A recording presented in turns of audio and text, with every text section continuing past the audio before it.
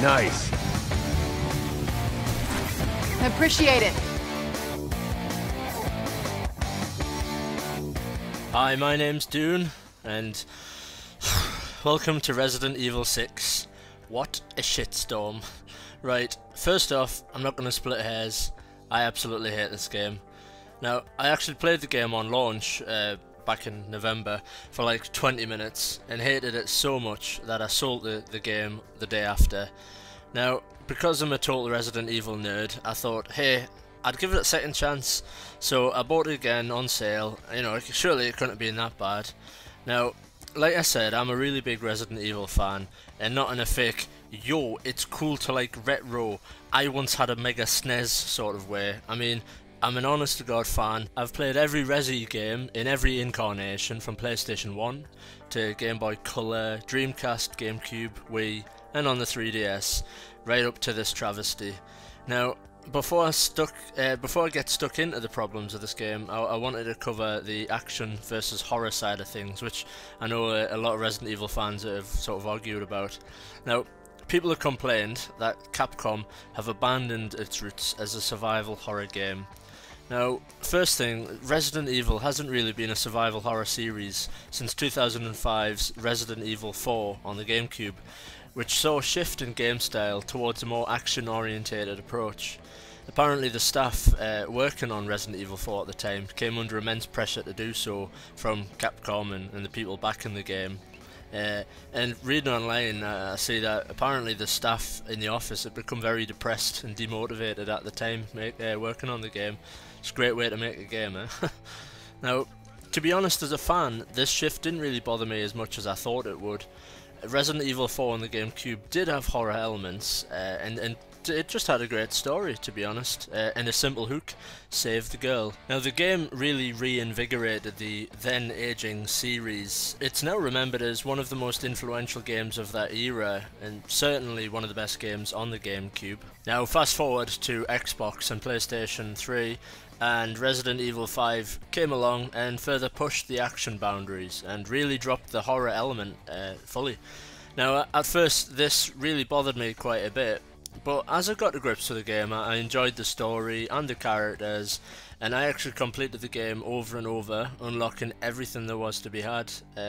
So I enjoyed it. I let the whole horror versus action thing slide. Look, at the end of the day, if it's a good game, I'm happy. So, what is my problem with this game, I hear you ask?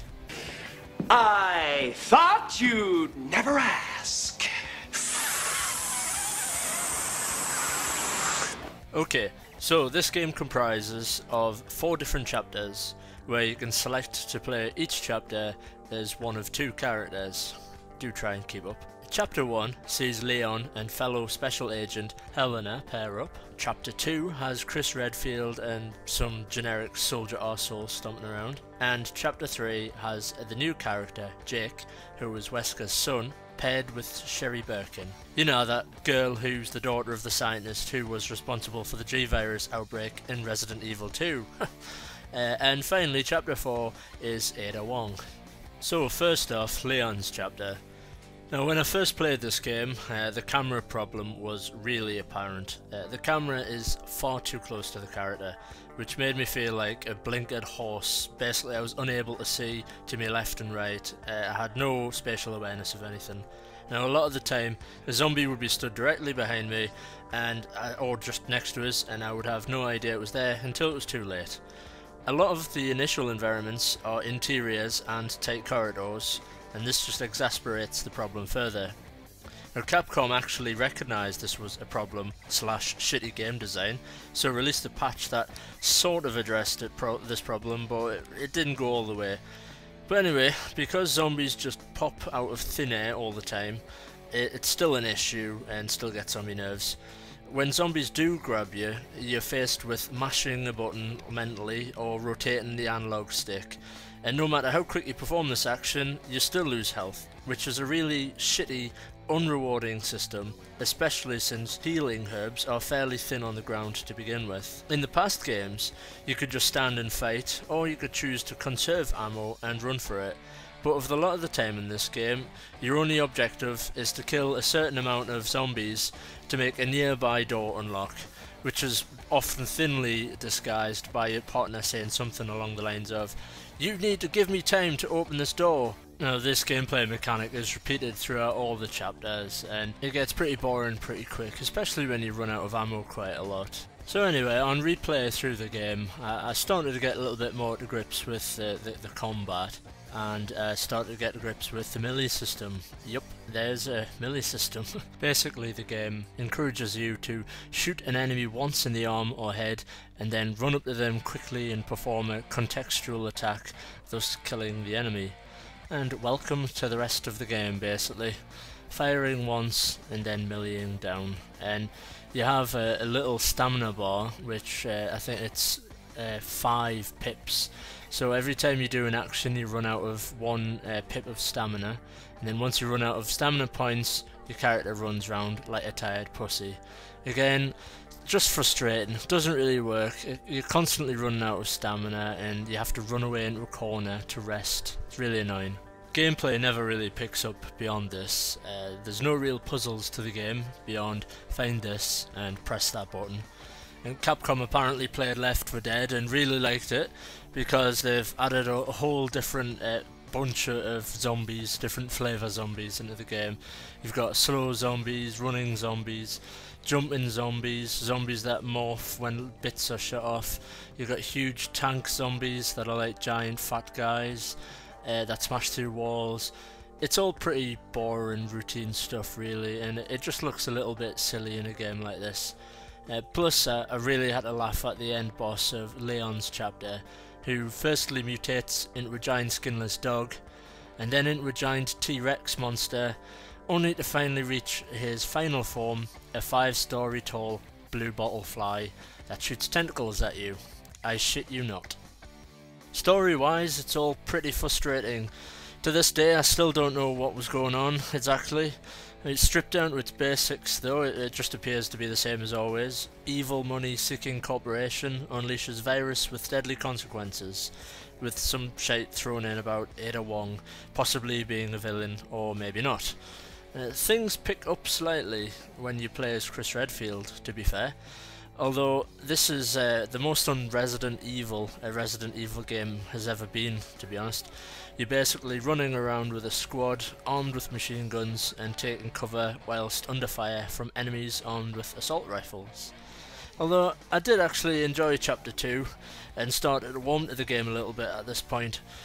Chris's chapter doesn't actually involve zombies, it sees you fighting Javos or something, which are basically just the Las Plagas Ganados guys from Resident Evil 4 and 5. Basically guys that are infected with a parasite that controls them, and they're harder to kill. When you shoot limbs off, they mutate and turn into all sorts of crazy creatures. Now unfortunately, things really got bad once I reached Chapter 3 and was introduced to Jake and Sheri. I guess they were going for a Resident Evil 3 feel to the chapter, as you're pursued by an undefeatable foe throughout. That's just like the Nemesis character from Resi 3. Now I really fell out with this game at this point, during the second mission of Chapter 3, which saw me fumbling about in the snow, basically unable to see shit and dying repeatedly with no ammo or health.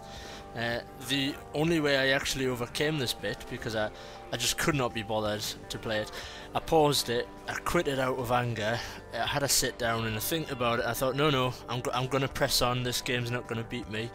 And when I reloaded the game, some sort of random glitch had just moved me past that entire section, so hey, thank you glitch.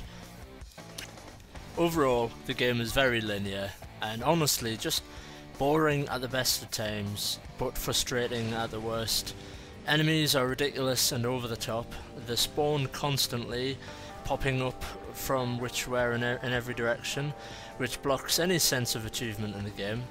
There's a terrible skill point system in place where random enemies drop skill points, which are then used to buy new skills, which progression is slow and the rewards from the new skills are minimal, to be honest.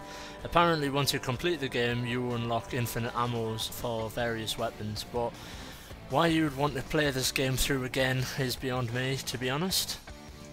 graphics wise, the game's alright I suppose. Some of the action sequences are quite nice. It's a very dark game though. I had to turn up the brightness settings to way above recommended, which was a bit strange. My other big bugbear about this game is, much like in Resident Evil 5, the game is designed specifically with co-op in mind, and you can actually have up to 4-player cooperative player in this game. So instead of enjoying the story and suspense, you can have a laugh and drink beers, presumably. Now remember the video game industry before it got invaded by Call of Duty and FIFA wankers, when video games used to be about getting home, shutting the curtains, putting in the disc or cartridge and just relaxing and enjoying the game. When did games become about the whole everything must be multiplayer? Like a game like Resident Evil, for all this one isn't horror anymore, it's a single player experience, man. Like the Dead Space series has gone the same exact way, and that was a horror franchise, but now it's all about playing with your friends and having a laugh, and it's just like, ugh. Anyway, here's another highlight of the game, a piss poor driving section where you don't really seem to affect much. You can blow up cars if you want, or you can just sit it through and the game plays itself. I don't know what the point in this was. Just yet another example of the game trying to be a jack of all trades and a master of none, so they say. In summary, as I said at the start of this review, I hate this game. It can just piss right off, to be honest. I had a quick go on the Mercenaries mode, and even that seemed watered down or somehow just weakened. I normally enjoy the Mercenary mode, but this time around, I don't know if I had been tainted by the experience of the game. I didn't enjoy that mode either. There are other downloadable modes that have been released on Xbox Live. I don't know, something to do with Xbox Live again. Doesn't really interest me. So yeah, not really got much reason to play this game again. I've not even played through the Ada Wong segment of the game. I was planning on playing through the entire game before reviewing it, but I just cannot stand it, to be honest. It's literally that bad. I urge you not to buy this game unless you enjoy punching yourself in the face out of frustration constantly and being let down in a massive way.